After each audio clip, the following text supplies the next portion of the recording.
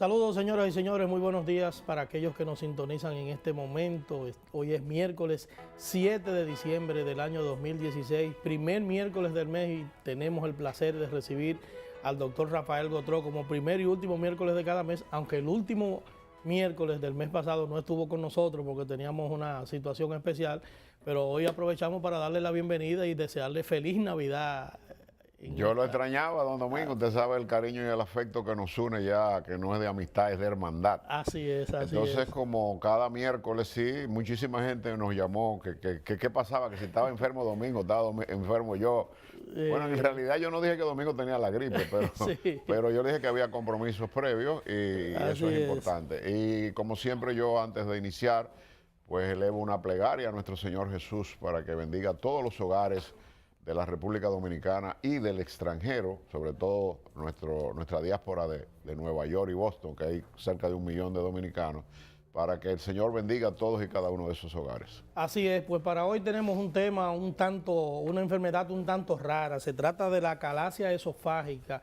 Es una enfermedad que afecta, no tiene discriminación de edad ni de sexo para afectar a las personas, pero se da más comúnmente entre los 30 y los 50 años de edad.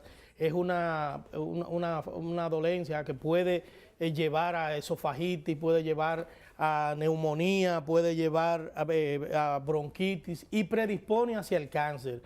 Es una enfermedad una dolencia sumamente importante y queremos que ustedes le presten atención a todos estos detalles que va a dar el doctor, porque por primera vez tratamos este tema en el programa. Así que, doctor, creo que como se produce en el esófago, que yo no voy a pasar a definirlo porque ya eso tiene que definirlo usted, definir qué es el esófago para que luego entremos en lo que es la acalasia esofágica y las repercusiones que puede tener para la salud de... Mira, yo creo que es la cuarta o quinta vez que digo esto en los 7 años que vamos a tener juntos, ya, ¿verdad? 7. Sí, 7, vamos para 6 años tenemos ya cumplidos. En estos días tú me enviaste 2 nuevos miembros de la familia Telemicro para realizarse el examen médico que se amerita para obtener la serie de papeles que hay que hacer. Sí. Y me decía la dama que me enviaste, que trabaja creo que en el noticiario de la noche, Sí. que nos ha visto muchas veces, aunque parezca mentira, me dice yo madrugo, porque hace ejercicio y todas estas cosas. Sí, y se levanta a llevar a su niña al colegio. Y me preguntó muy encarecidamente, ¿qué tiempo se dilatan usted y Domingo antes de salir al aire con las preguntas? Porque son el Domingo del Pilar, digo yo, el doctor Domingo del Pilar, hace unas preguntas que es exactamente lo que yo me preguntaría como televidente. Y eso esa introducción que tú acabas de esbozar, una brillante, o sea, que sin tener ningún tipo de conocimiento médico profundo, es lo que en realidad estaría esperando el televidente de nosotros dos en el día de hoy. Y yo creo que eso me hace sentir cada vez más orgulloso de tener el honor de participar contigo. Vamos a darle las gracias al doctor Google. El doctor Google, que siempre está accesible hacia nosotros. Tú sabes que decía mi profesor en ese momento, el doctor Henry Tumen, y que junto con el doctor Bocus tuve el honor de ser su alumno en Filadelfia, en el Hospital de Graduados. Y el doctor Bocus era una figura que incluso fue condecorado por el gobierno dominicano con la orden de Duarte, Sánchez y Mella en varias visitas. Tuvimos el honor, incluso siendo director del Seguro Social, de ponerle el nombre a una sala, el nombre del doctor Henry Tumen, que todavía la tiene, o sea que está dedicada a él. Y él decía, la apendicitis no es la que usted lee en el libro, con lo que tú dices de Google. La apendicitis es la que usted palpa en el vientre. Exacto. Una cosa es leerla en un libro y otra cosa es que el médico la pueda palpar. Y el mejor profesional no es necesariamente el que más sabe, sino el que más sabe dónde buscar la información que requiere en el momento oportuno. Bueno, entrando al esófago. Vamos a entrar entonces a definir qué es el esófago. Es un órgano vital. Hablábamos siempre de órganos que no son vitales. Exacto. Y órganos que son vitales. Y siempre ponemos de ejemplo, por ejemplo, la vesícula biliar no es un órgano vital, las amígdalas no es un órgano vital, el apéndice no es un órgano vital, pero hay órganos que el organismo no se puede deshacer de ellos. El que no tiene esófago no puede comer y va a morir por inanición.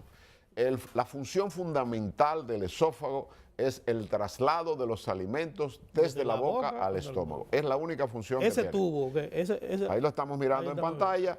Esto que estamos mirando es el estómago, pero un poquitito más hacia arriba estamos mirando qué es el esófago. El esófago se divide en 3 partes anatómicamente. El esófago superior o cervical, que se inicia en la hipofaringe, detrás de la garganta, como la gente conoce, detrás de la nuez de Adán, como la gente lo conoce popularmente, y va a bajar hasta llegar a lo que denominamos el anillo esofágico inferior.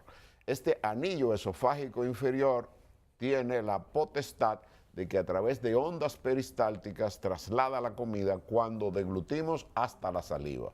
Entonces, cuando el esófago tiene cualquier impedimento en el traslado de los alimentos de la boca al estómago, estamos en presencia de un padecimiento que se denomina disfagia. Dificultad, fagia, tragar. Dificultad para deglutir los alimentos. El esófago tiene 3 capas. Tiene una capa externa que es muscular, entera, pero esa capa externa muscular que tiene presiones de mercurio hasta de 320 milímetros de mercurio por la fuerza que necesita, y la más fuerte de todas es el anillo esofágico inferior, que es el que va a abrir cuando deglutimos y que va a cerrar para impedir, con la foto que nos puso Carlos en pantalla y su brillante equipo de soporte, para impedir que lo que cae al estómago vuelva para atrás. Eso es un tema que hemos tratado un par de veces y que hay que seguir tratando, porque de cada 10 dominicanos, 8 padecen de enfermedad por reflujo. Y la enfermedad por reflujo es una distorsión de la formación y compactación del anillo esofágico inferior, que es el que se trastorna cuando ocurre una acalasia. Entonces, esa capa muscular se divide en 2 partes.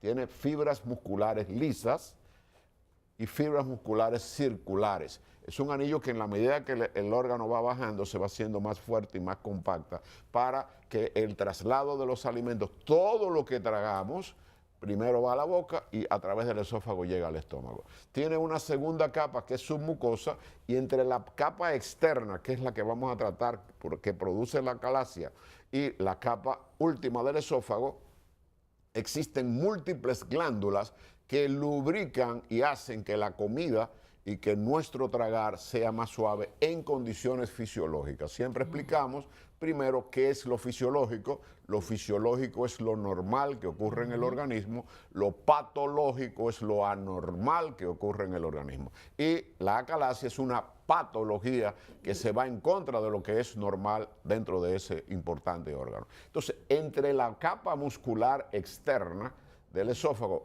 y la mucosa existen gran cantidad de glándulas, sobre todo en la parte inferior del anillo esofágico inferior, que se denominan las glándulas de Auerbach. Estas glándulas son fundamentales para la deglución. Y se divide, decíamos, el esófago en 3 partes. Un esófago superior que mide aproximadamente unos 6 centímetros y que comienza en la hipofaringe, un esófago torácico que mide 16 centímetros, y un esófago abdominal, que es la parte final donde ya la comida llega, el anillo esofágico abre y el alimento entra al estómago e inmediatamente lo cierra. Entonces, esta última capa mide aproximadamente unos 3 centímetros, y el anillo esofágico inferior, el que abre y cierra, el que impide que haya una regurgitación de los alimentos que caen al estómago para arriba, mide aproximadamente 5 centímetros. En condiciones normales, cuando deglutimos significa tragar, cuando tragamos, y ya estamos viendo una imagen endoscópica de esta importante patología que es la disfagia, producida por esa falta de contractura en ese importante final del esófago, que es el anillo esofágico inferior.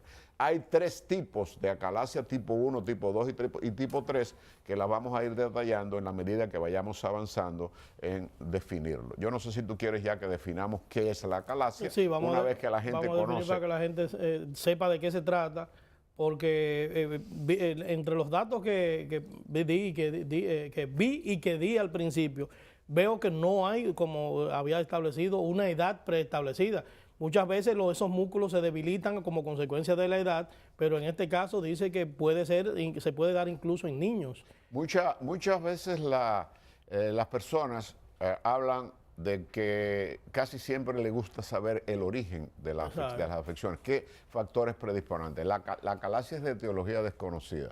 Hay factores predisponentes. Las personas que desarrollan acalasia es un paso hacia el cáncer esofágico. Una persona que tiene acalasia a larga data puede desarrollar un cáncer esofágico, sobre todo en la parte inferior, que es donde el esófago está totalmente contraído. Entonces, definiendo que hay factores hereditarios también. Hay factores hereditarios y hay factores parasitarios. Okay. Parásitos que no lo hay en el país, que lo hay mucho en Centroamérica, puede producir una llamada enfermedad de Chagas, que es la acumulación de parásitos alrededor del anillo que hace que ocurra la contractura. Y estas son teorías. Vamos a definir. La dificultad en la peristalsis normal y en la deglución de los alimentos de la boca al estómago se va a denominar acalasia o megaesófago. ¿Por qué megaesófago? Porque en la medida que el paciente comienza generalmente la afección con alimentos sólidos, pero el cáncer comienza también con dificultad para tragar alimentos sólidos en principio. El paciente que come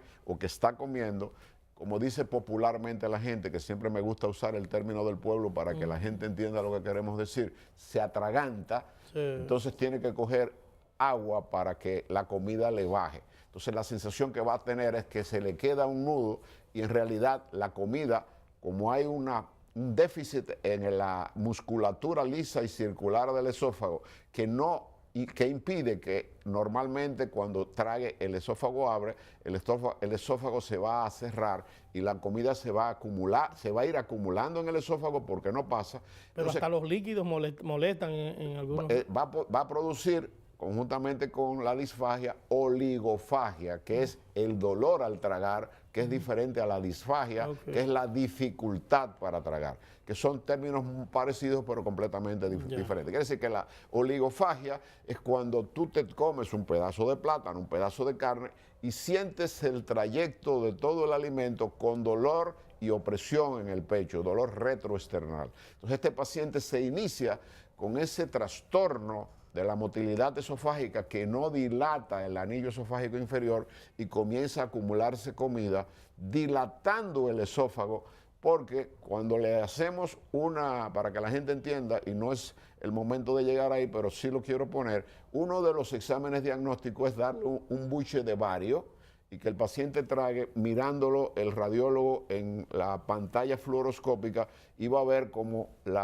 el bario baja y cuando llega a la extensión hay exactamente una imagen de lápiz, cuando le sacas la punta, que el lápiz está completamente ancho y cuando llegas a la punta está fina, o pico del oro, imagen de pico del oro. Sitúatela, que tiene una punta, mírala exactamente, la imagen del esófago dilatado, excelente imagen que nos presenta Carlos, y fíjate cómo de todo ese bario que le pusimos, mira la pequeña cantidad que está tratando de pasar. Ahí hay una estenosis y como el esófago en la parte superior no es tan ancho, se comienza a dilatar hasta aumentar, incluso a veces de ocupar todo el pecho. Entonces, esa imagen pico del oro o copa de champán, que es ancha arriba, y tú ves el palito como va mirando, también, o cola de ratón. O sea, fíjate las tres vertientes para definir. Imágenes que se definen para que la gente lo pueda entender. Comprenda que esa estrechez que está ocurriendo ahí ocurre fundamentalmente cuando tenemos este esófago. Ahí vemos la dilatación que hay, que el bario no puede pasar, y la pequeña abertura que le queda porque el órgano, el músculo se va estrechando hasta producir, no produce hasta producir una obstrucción total que puede ir comenzando primero con una enorme dilatación del esófago, en segundo lugar esa comida fermenta ahí y el paciente va a tener muy mal aliento porque la comida va a estar fermentada, va a tener regurgitación que es diferente al vómito. El vómito es el deseo de que se inicia con náuseas, que ocurre cuando se te cae alguna comida mala o cuando ingieres unos tragos, ahora que vienen las Navidades, que no tiene nada que ver con esto, pero la regurgitación es querer eructar y lo que sale entonces comida en estado de descomposición con olor muy fétido. Entonces, ese trastorno de la motilidad esofágica ocurre de una forma desconocida en muchos casos, tal como dijiste, es más frecuente en cuanto a frecuencia, ocurre en ambos sexos, aunque se ve en niños, la edad promedio es a partir de los 30 a 50 años, quiere decir que es en la edad intermedia. Es más raro verlo en personas, en el adulto mayor, aunque puede ocurrir también, y es una enfermedad muy que quita mucha calidad de vida. El paciente se inicia, como dijimos en el principio del programa, con la dificultad que tiene cuando se atraganta, como se dice, que se atora, la gente se atora, para que la gente comprenda que no es más que la dificultad de que la comida no pasó. Entonces, ese es el inicio, que el paciente va al médico y dice, doctor, tengo que estar tomando agua constantemente para que sentirme esa sensación de ayugo, que es el término entre comillas no médico, para que nos comprendan, que es lo que denominamos disfagia. Y en ocasiones, cuando siento la comida bajar, me da dolor y también tengo que tomar agua, que es la oligofagia, que es el dolor cuando deglutimos alimentos por la inflamación que presenta el órgano. Bueno, pues vamos a definir los 3 tipos, como usted decía. Los tipos del esófago, de acuerdo a la clasificación de Chicago. ¿Por qué se llama la clasificación de Chicago? Tú recordarás que hablábamos de la clasificación de Los Ángeles cuando un grupo de gastroenterólogos del mundo, en el evento que tú sabes que vamos todos los años, que es el Digestive Disease Week, que se realiza una vez al año, que agrupa a todos los gastroenterólogos de Estados Unidos y del mundo. En Chicago se juntaron un grupo de gastroenterólogos y le dieron 3 clasificaciones a la acalasia. La clasificación en los cuales los espasmos ocurren en la parte superior, porque la peristalsis es la que lleva el alimento por gravedad en condiciones normales de la boca hasta el ano, hasta la unión esófago-gástrica. Cuando ocurre en la parte superior, sería una parte 1, un trastorno de la motilidad tipo 1, cuando ocurre en la parte del medio del esófago, que es cuando vienen los primeros síntomas de atragantamiento, y la parte 3, que es cuando ya el anillo esofágico está totalmente cerrado y se va a comenzar a ver esa imagen que tú viste, que en principio es la primer paso a dar para tratar de visualizar qué ocurre en el esófago. Recuerda que es un tema que posteriormente, si Dios lo permite, en el 2017 lo tenemos que desarrollar cuando sigamos conversando de este importante órgano. El adenocarcinoma del cáncer del esófago, en muchas oportunidades resulta ser un cáncer del fondo del estómago que coge hacia el esófago, pero en muchas oportunidades el cáncer es dentro del órgano. Hay factores predisponentes que, si Dios lo permite, cuando terminemos la temporada navideña, que siempre tratamos de llevar el mensaje de ver cómo ponemos nuestro granito de arena, sobre todo tú como periodista brillante y director de prensa, de ver si logramos cada año el milagro de reducir las muertes por imprudencia y la mezcla de alcohol y guía y todas estas cosas. A propósito de eso, vamos a aprovechar ahí para informar que vamos a tener un programa especial el viernes 23. Viernes 23 de diciembre, o sea, un día antes de la Nochebuena, vamos a dar el programa especial que hacemos para prevención de accidentes, prevención intoxicación alimenticia, intoxicación alcohólica, e igualmente lo haremos el día 30, o sea, el día antes de Año Nuevo, del último día del año, para llevar todas esas informaciones de prevención. Bueno, fíjate, entonces quería saber. Tenemos que ir ya a unos mensajes comerciales. Vamos a una pausa para que entonces continuemos con el desarrollo del tema de la acalasia. Volvemos ahora, señora vicepresidenta.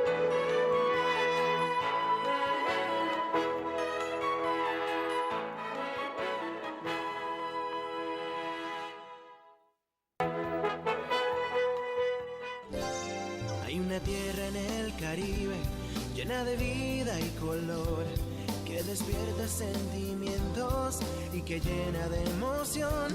Siempre ha sido la primera, de riquezas está llena, de alegría que se entrega a quien a esta tierra llega. Es una tierra de primera, playa, cerveza, cacao y ron, tabaco, merengue y un gran corazón. La tierra de primera, una tierra que generó tierra de primer. Ministerio de Industria y Comercio, generando empleos y progreso. El Nuevo Diario se renueva. Ahora, el periódico que solo dice la verdad viene en un diseño de lectura rápida y con más temas e informaciones para ti. El Nuevo Diario te muestra las cosas como son y con una diagramación y estilo de redacción de fácil lectura. Aprovecha tu tiempo. Lee El Nuevo Diario. Las cosas como son. Hyundai 2017. Llegan los carros que tú necesitas, son 100 Hyundai super espacioso y por 100 pesitos ahora yo me monto. 100 Hyundai 2017. Compra tus boletos en Leisa, tu única loto por solo 100 pesitos. En todas las agencias de Caribe Express y puntos Dice Shop en todo el país. Son 100 Hyundai super espacioso y por 100 pesitos ahora yo me monto. Recuerda, 100 carros por 100 pesos. Salón Mechi, siempre innovando para ti, con más de 3 décadas en la industria de la belleza, pioneros en las extensiones de pelo hindú. Siempre brindamos los mejores servicios de color, corte, maquillaje, depilación y todo lo referente a la estética. Ahora Salón Mechi les presenta su nueva propuesta más elegante, M Salón by Magali Solís en Silverstone Gallery, ubicado en la avenida Tiradentes, esquina Gustavo Mejía Ricard en San Chenaco. Disponible para todas y todos. Además, brindamos servicio a domicilio para hacerte la vida más fácil. Síguenos en las redes sociales. Salón Mechi, siempre innovando para ti. Las noticias de José no tardarán en llegar a los oídos del sacerdote. Espero que tengas algo muy importante que decirme. ¿Qué tiene mi hija? ¿Usted sabía que ella y el hebreo ya se encontraron nuevamente? Y aunque Putifar está sospechando que hay un juidero, Sati es mi esposa, José. Nunca olvides eso. la Sati no perderá tiempo para intentar saciar todos sus deseos con José. Putifar duerme como una piedra y mi sangre hierve. Quiero que hoy te acuestes conmigo. José de Egipto, a las 10 de la noche, solo aquí, en Telemicro. Se ve mejor.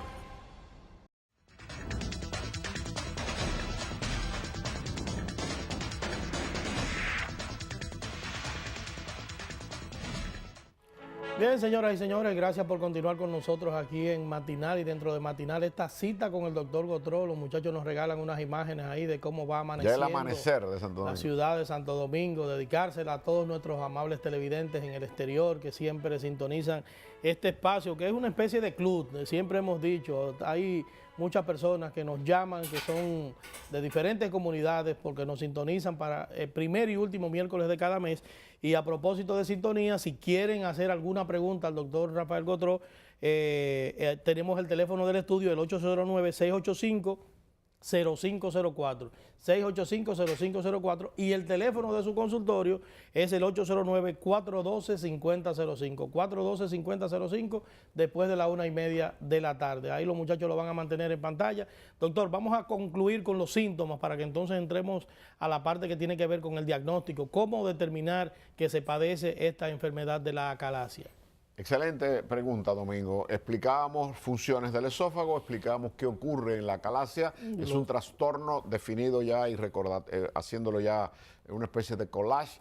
Es un trastorno importante de la motilidad del esófago, de la movilidad que impide el libre acceso de la comida desde la boca por una contractura en la parte inferior, sobre todo en la unión esófago-gástrica. El anillo esofágico inferior está totalmente contraído y el esófago va a dilatarse. Para darte una idea, no es una enfermedad nueva.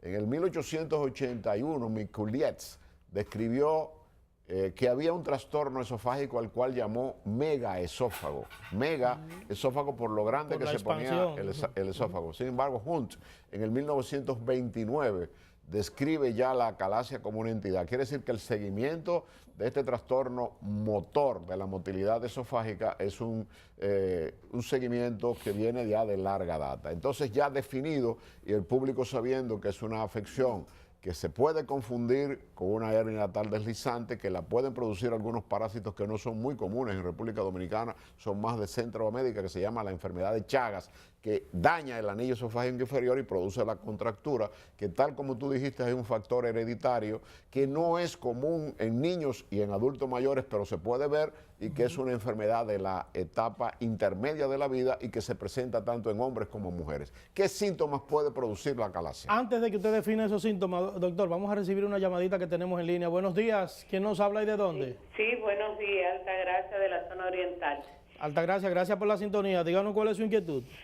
Yo quería una preguntita para el doctor. Mire, mi esposo tiene hepatitis C, ya tiene una cirrosis hepática casi terminal, pero tiene mucha hinchazón en los pies y también en la barriga. Se le cambió la pastilla a la presión pensando que era por la pastilla, pero que sigue igual. ¿Qué puede ser? Una pregunta, señora. ¿Su esposo fue sometido durante el proceso de la hepatitis C, que hemos hablado varias veces, y no hemos tocado el tema de las nuevas terapias? La hepatitis C ya en el año 2016, a partir del mes de abril del 2016, que hay tratamiento en República Dominicana, con el tratamiento anterior que habíamos hablado, que era el interferón pegilado y la ribavirina, de 100 tratados, 64 a 70 se curaban y habían 30 no respondedores que volvían a tener la enfermedad. En los tratamientos actuales, que ya lo hay en la República Dominicana y que es un boom a nivel mundial, la curabilidad en 12 semanas son 3 meses, con una tabletita al día, en ocasiones combinado con la ribavirina, la curabilidad está entre un 98 a un 99%. Sin embargo, el caso de la esposa ya entró en la etapa, lo que se llama la etapa más avanzada. Ella quiere saber la hinchazón de los pies. Sí, lo de la hepatitis C es importante su pregunta, porque hay 6 genotipos. Seguro el más común en República Dominicana y en los Estados Unidos es el genotipo 1, 1A o 1B, y lamentablemente el estado avanzado en que se encuentra su esposo se denomina cirrosis descompensada. La hepatitis C puede tener una evolución hasta de 20 años porque es una enfermedad silente que no produce ningún tipo de síntomas hasta llegar al momento en el que se desarrolla la insuficiencia hepática crónica descompensada. Descompensada significa que el paciente el hígado no está sintetizando sus proteínas, que esas proteínas y esa incapacidad que tiene el hígado va a hacer que el paciente presente una dilatación importante de su abdomen que está lleno de líquido, que no puede ser extravasado, que no se elimina en la orina, y que el paciente va a necesitar diuréticos, 2 tipos de diuréticos, uno que actúe sobre el túbulo proximal del hígado y del riñón, y otro que actúe sobre el túbulo distal. Específicamente, la espironolactona y la furosamida no son nombres comerciales, son los nombres genéricos de los productos diuréticos que se utilizan. El motivo por el que su esposo, además de la ascitis, del vientre bien dilatado, tiene los pies inflamados o edema, es producto precisamente de la incapacidad que tiene el hígado de sintetizar.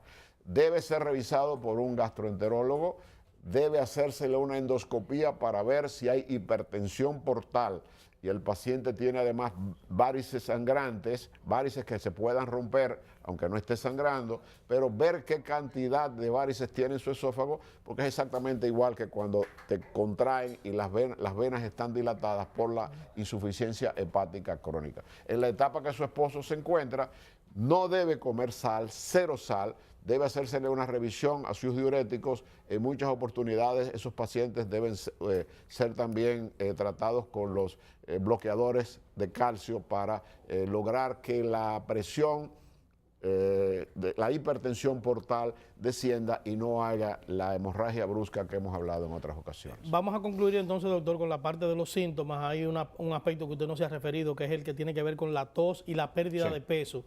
Vamos a concluir con eso para que entremos entonces en el diagnóstico. Sí, porque esta es la parte más importante y la parte central que me parece a mí que es lo que debemos informar a los amables televidentes. En primer lugar, ya sabemos en qué consiste la enfermedad, qué síntomas va a producir. El síntoma cardinal es la dificultad para deglutir los alimentos, la gran dilatación que tiene el paciente en su esófago, que es lo que se llama megaesófago, la imagen que estuvimos mirando en la televisión de cuando se le da el bario y se puede ver la estrechez que tiene. Y entonces el paciente, además de dolor al tragar, de dificultad para deglutir alimentos, decíamos que siempre se inicia en la medida que va progresando la enfermedad, primero con elementos sólidos, pero en la medida que pasa el tiempo, el paciente ya no puede ni siquiera tragar líquido. Entonces, ¿qué está sucediendo? Que ese esófago tan dilatado puede producir que el paciente recostado le va a producir una importante tos que puede dar una regurgitación y el paciente broncoaspirar. Es decir, que el vómito o la regurgitación, porque no es un vómito, es ese líquido que ya no tiene para dónde coger, sino salir hacia afuera. Si está en mala posición, el paciente tiende a broncoaspirar. Ese líquido pasa al pulmón, pudiendo producir una neumonía que le puede causar la muerte. La deshidratación que conlleva el tú no poder ingerir ningún tipo de alimento conlleva una gran e importante pérdida de peso. Exacto. Por eso es que en muchas oportunidades la acalasia o es un preludio para el cáncer, es decir, es una afección que puede desencadenar el cáncer esofágico, o es una afección que puede, sin desarrollar un cáncer esofágico, producir una desnutrición importante al paciente que incluso le pueda causar un estado de deshidratación que lo lleve a la muerte. Además del dolor, además de la tos, además de las náuseas, además de la regurgitación que tiene el paciente, lleva muy poca calidad de vida y hay afecciones que en principio podrían confundirse y deben ser investigadas, como la enorme hernia hiatal por deslizamiento, que ahí es también una ruptura del anillo esofágico inferior. Si me hacen un close-up aquí, el estómago está acá, acá está el anillo esofágico inferior, abre para tomar los alimentos que están en el estómago y cierra para evitar que los alimentos se vayan. Una hernia hiatal es la ruptura del anillo esofágico inferior, donde el fondo del estómago, sobre todo cuando el paciente está acostado, sube hacia arriba y puede producir síntomas que en principio se pueden confundir con una acalasia, pero que cuando lleguemos al diagnóstico pueden ser totalmente aclarados. Vamos entonces a ver las pruebas y exámenes necesarios para determinar el tipo de acalasia, ya que usted había dicho que hay 3 tipos que pueden... Tenemos pruebas no invasivas. Tenemos una llamadita. Vamos para no interrumpirlo, doctor, a recibir esta llamadita. Adelante, buenos días. ¿Quién nos habla y de dónde? Buenos días. ¿Quién nos habla y de dónde? Ramón. ¿De dónde, Ramón? De Moca. Díganos, Ramón, ¿cuál es su inquietud? Yo te estaba viendo, me levanté tempranito y estoy viendo. Yo sufro de una cosa que dicen gastritis. Y él comentó algo, el otro día yo cené y luego que yo cené me sentí como un dolor en el pecho, como medio desesperante, pero también a la vez quisiera también como que ya en la me diga qué es bueno, qué no me conviene, no sé, para la gastritis. ¿Qué edad tienes? 28. Él padece de una gastritis y se acostó, parece, sin cenar, y eso le provocó una molestia. La gastritis sin el estómago vacío. Eso es muy importante. La mayoría de los trastornos gástricos, cuando usted va a un gastroenterólogo y se le hace el diagnóstico, generalmente el gastroenterólogo no da diagnóstico simplemente con el historial clínico, porque hay muchos exámenes que son contundentes para tener una verdadera idea de cuál es el problema del paciente. La gastritis, que hay cantidad de ellas, no existe, usted puede ver el estómago inflamado en una endoscopía, pero el verdadero diagnóstico es cuando se toma la muestra y el patólogo nos da el apellido. Domingo, hay cantidad de Domingo, pero del Pilar eres tú. Entonces las gastritis tienen una clasificación cuando el patólogo observa la inflamación que tiene la mucosa: gastritis superficial aguda, gastritis erosiva, gastritis hipertrófica, gastritis crónica. Las gastritis crónicas es una inflamación de la mucosa gástrica que tiene larga data, y esta es la más preocupante porque puede ser las gastritis crónicas las que mayor tendencia tengan a producir o a degenerar en metaplasia y posteriormente en cáncer. Con 28 años no es lo más normal en este caballero, pero yo sí creo que usted debe acudir a un gastroenterólogo, el gastroenterólogo explicarle cuáles son los síntomas, la conducta a seguir. No puede haber una curabilidad si usted no tiene una dieta adecuada, en primer lugar, si no usa los medicamentos que el profesional, el especialista le indique, y en tercer lugar, siempre que el estómago está vacío con trastornos gástricos va a haber problemas como lo que él está mencionando. Sí. Lo ideal es que el paciente se acostumbre a no brincar comidas. Ahí puedes usar toda la terapéutica del mundo y el paciente no se va a mejorar. Si el estómago está vacío y te tomas tus medicinas, vas a seguir exactamente con el reflujo, vas a seguir con el dolor. Debes hacer, todo paciente que tiene un problema gástrico tipo inflamación de mucosa gástrica, debe hacer lo mismo que una úlcera péptica, lo mismo que el Helicobacter pylori, que también produce gastritis y que puede producir úlcera, pequeñas comidas combinadas que pudiera ser desayuno, merienda a las 10, comida, merienda a las 4, cena y comer algo antes de acostar. Hay gente que dice, yo no ceno, eso es fatal para el estómago, o yo no me desayuno, pero sin embargo se toma una taza de café de este tamaño, esa gastritis no va a mejorar. De manera que es una combinación. Los medicamentos no son una maravilla ni son una adivinanza. Los medicamentos son específicos y el paciente tiene que tener la potestad de que su médico le explique cómo se toman los medicamentos y cuáles son las medidas de higiene para que ese problema que este joven de solamente 28 años tiene desaparezcan, que lo puede lograr. Pruebas y exámenes. Las pruebas más importantes que pruebas y exámenes, lo importante es el diagnóstico, cómo lo hacemos y los tipos de acalasia que existen. Existen pruebas invasivas y pruebas no invasivas. Generalmente un diagnóstico de acalasia en principio se debe hacer a través de una manometría, pero de alta resolución, o sea, HD, de alta definición. Esta se hace en el país limitadamente porque el aparato no lo tiene todo el mundo, pero consiste en la introducción de una sonda que va a ir directamente al estómago y que va a marcar las contracturas normales para saber qué tipo... ¿Una endoscopía? No, una manometría. Es un estudio manométrico, como su nombre lo indica, que va a indicar las contracciones, primero normal que tiene el esófago, y va a detectar la anormalidad como si fuera un electrocardiograma.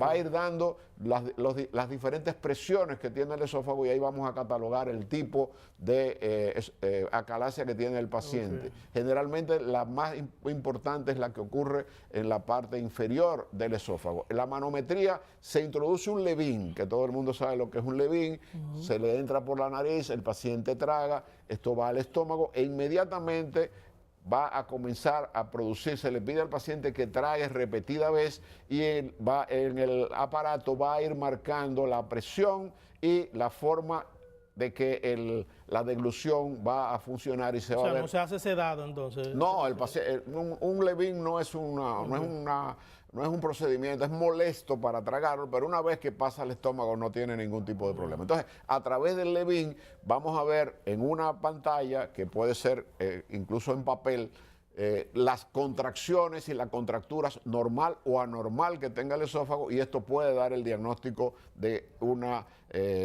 acalasia. En segundo lugar tenemos la prueba que ya vimos en pantalla. Si Carlos y el equipo nos da soporte, nos pone la imagen que se ve cuando le damos un buche de bario. Sulfato de bario es una sustancia radiopaca que se ve. Era lo que se utilizaba antes de la endoscopía. Ahí tenemos la imagen. Con un buche de bario estamos mirando cómo está la gran contractura que tiene el paciente en el tercio inferior y tenemos un megaesófago. El esófago está totalmente dilatado. Imagínense que en vez de ese bario, para que ustedes se den cuenta la poca calidad de vida que tiene el paciente que padece acalasia, eso es un método diagnóstico. Pero imagínate que no estuviéramos en un método diagnóstico y eso fuera comida.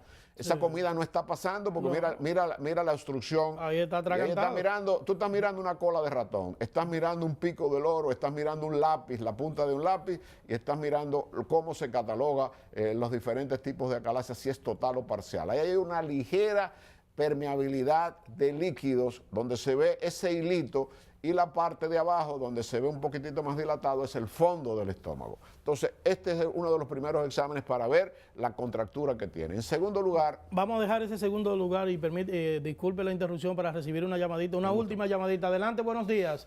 ¿Quién nos habla y de dónde? Buenos días, por favor.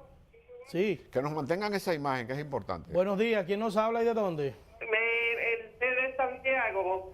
Díganos, ¿cuál es su inquietud? Mi inquietud es que yo tengo un hijo que tiene hepatitis C. Ajá. Y yo quiero saber si hay un medicamento que ataque rotundamente con ese virus. Hepatitis B. ¿Es C o B, usted decía? C. C. Sí. C de caramba. Hepatitis C. Sí. La hepatitis C tiene tratamiento y más en un niño joven, pero lo raro es que generalmente esto tiene una evolución muy larga. ¿Qué edad tiene su niño?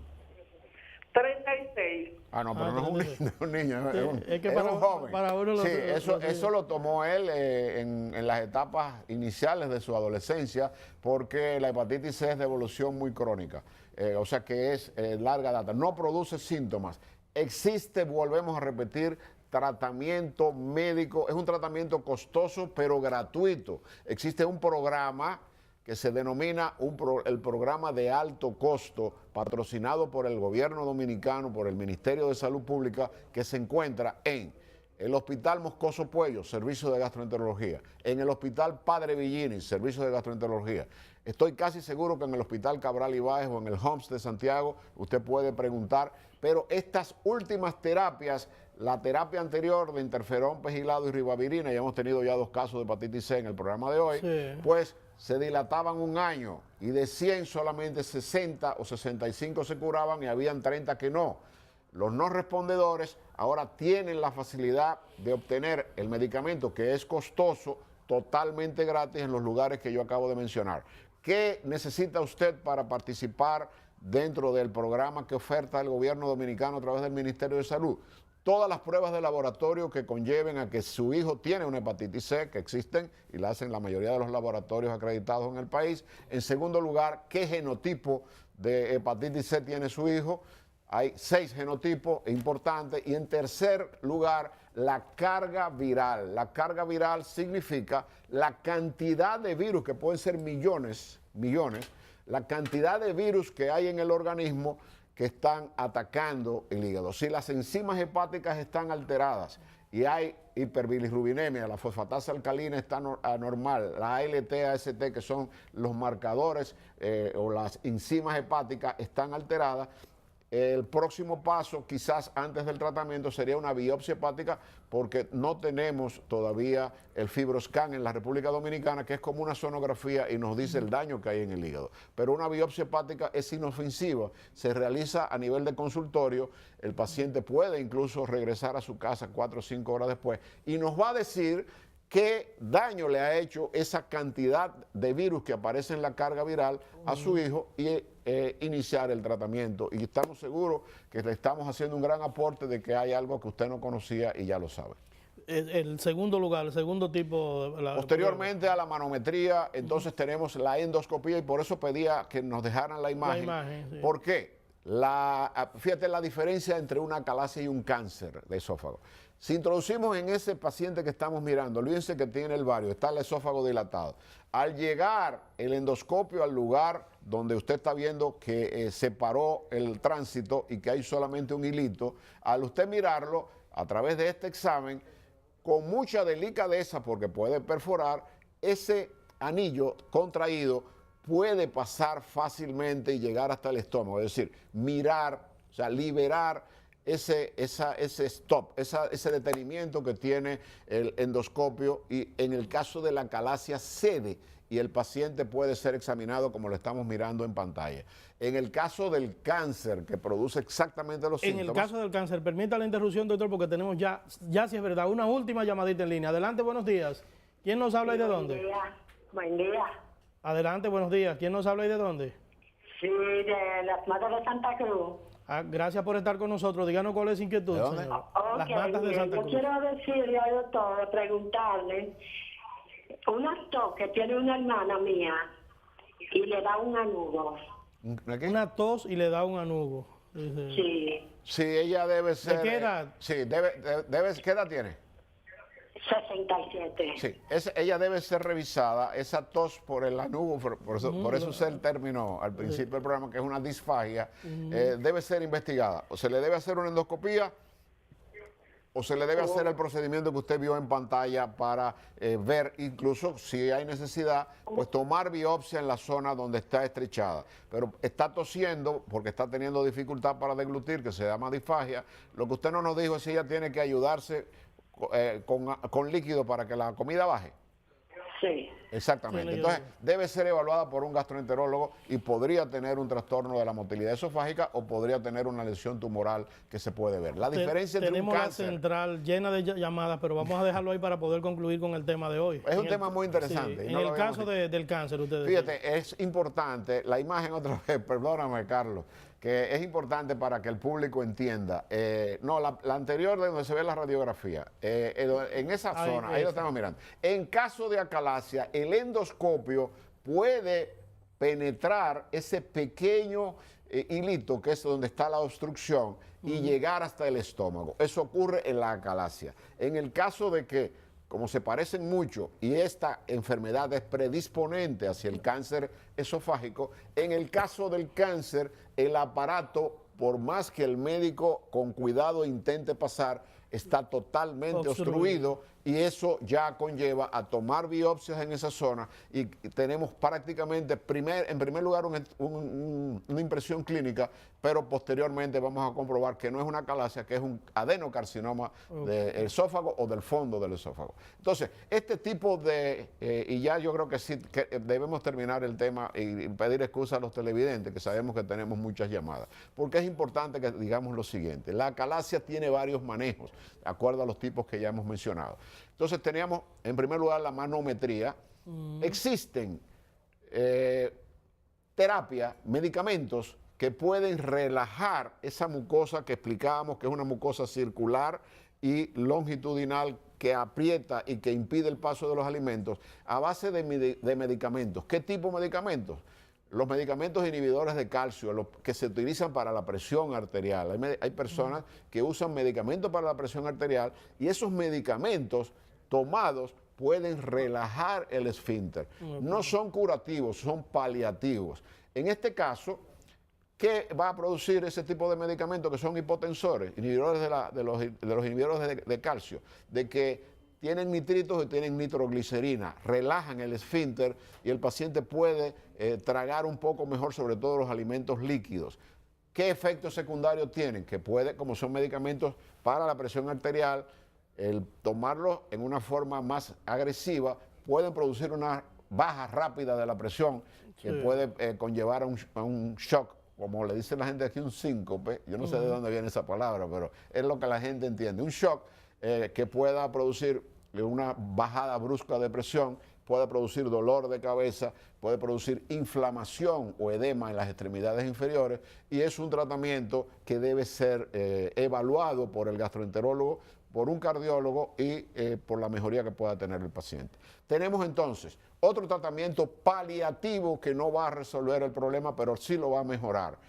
Aunque tú no lo creas, y los amables televidentes, la toxina botulínica, los hombres no lo van a entender, pero hay cantidad de mujeres que nos están mirando que se ponen el famoso Botox para no tener las patas de gallina o cuando ya la edad va diciendo estoy aquí, para embellecer la cara se inyectan, sobre todo los cirujanos plásticos utilizan mucho el Botox. La toxina botulínica relaja los músculos y esas arrugas que tiene la mujer en la cara las quita, pero no es un tratamiento permanente. De igual manera, a través de un endoscopio se pueden inyectar sustancias de toxina botulínica o Botox y esto va a relajar el esfínter. Tiene un problema que puede producir necrosis en el área y entonces no llegaríamos a lo que mejora la acalasia en más de un 90%, que es la miotomía de Heller, que la vamos a mencionar ya en los próximos minutos.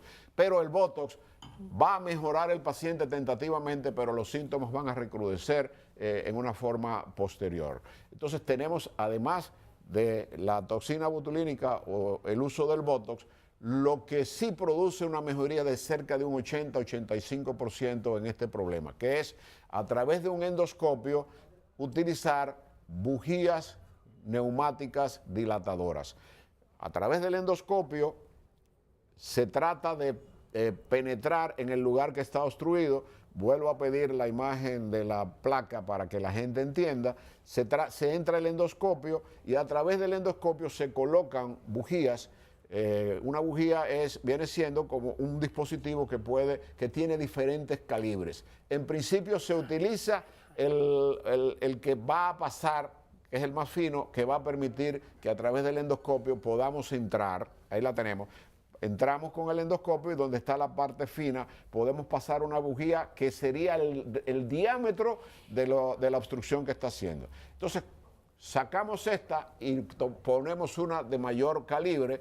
Incluso en el momento que está la bujía en el medio, que ya el endoscopio va a estar en el estómago y va a quedar la bujía, entonces se puede dilatar y tiende a abrir, y con varias sesiones el paciente comienza a tragar en una forma satisfactoria. Es importante decir que este es el procedimiento menos invasivo y en el que va a utilizarse una mejor mejoría. Las dos anteriores, el paciente va a mejorar 8 o 6 semanas, pero vuelve otra vez y se tranca. Con las bujías dilatadoras no. Entonces, el tratamiento de elección, ya en el caso de que se hayan hecho todos y cada uno de ellos, es la cirugía. Y la cirugía se denomina la cardiomiotomía de Heller. Ahí Carlos nos está presentando en pantalla en qué consiste. Es una cirugía que se hace laparoscópica, no hay que abrir. Se entra a través de un endoscopio más fino que esta pluma.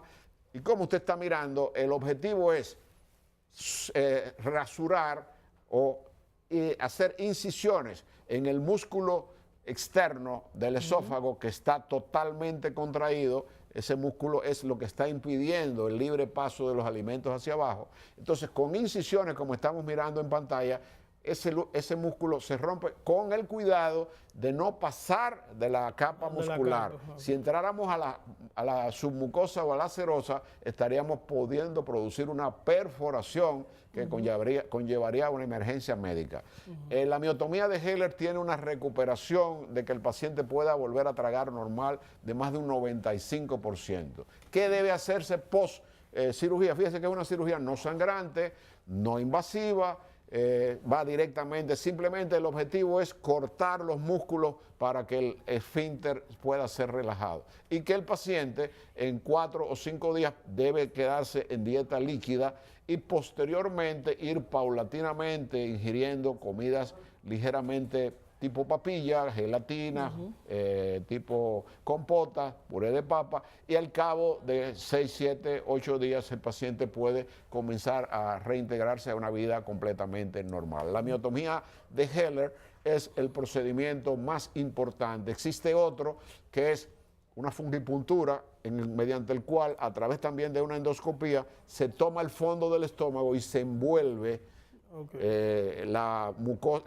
capa muscular, pero que es lo que se llama un wrap, como si fuera un taponamiento de esa parte para que el músculo relaje. Pero la miotomía de Heller es el gold estándar de la mejoría de la calasia. Doctor, muchísimas gracias. Gracias a usted. Antes de concluir, yo quiero aprovechar su presencia para abogar por el pronto restablecimiento del colega y amigo Aristides Reyes, periodista del periódico El Nacional, que antier sufrió un ACV, un accidente cardiocerebral, que ha meritado su internamiento en la Plaza de la Salud. Así que vamos a orar por su pronto restablecimiento e informar que el 23 es nuestra próxima cita, viernes 23 de diciembre, y la próxima entonces sería el 30 de diciembre para llevar el programa preventivo que hacemos antes de la Nochebuena. A ustedes, muchísimas gracias por la sintonía. Mañana será otro día matinal a partir de las 6 ante meridiano. Hasta entonces.